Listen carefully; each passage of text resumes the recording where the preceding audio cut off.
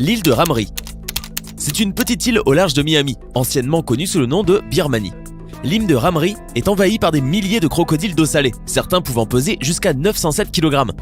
Ces crocodiles ne semblent a priori pas représenter un danger mortel, mais en fait vous vous en doutez, ils sont capables de devenir agressifs et d'attaquer toute personne qui pénètre dans leur habitat naturel.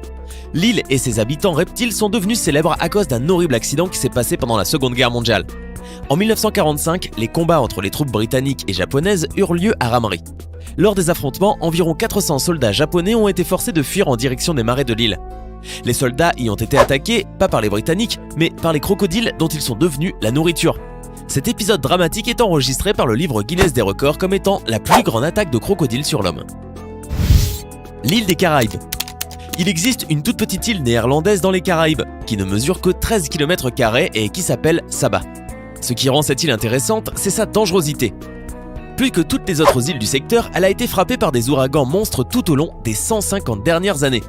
En effet, l'île de Saba a subi 15 tempêtes de catégorie 3 et 7 ouragans de catégorie 5. Et pour ne rien arranger, elle se situe aussi au sommet d'un volcan endormi. Cette île peut être visitée, mais si vous voulez un petit conseil, allez-y en période hivernale, hors saison des ouragans. L'île de Poveglia. L'île Poveglia est une petite île située dans la lagune de Venise, la ville des amoureux, en Italie.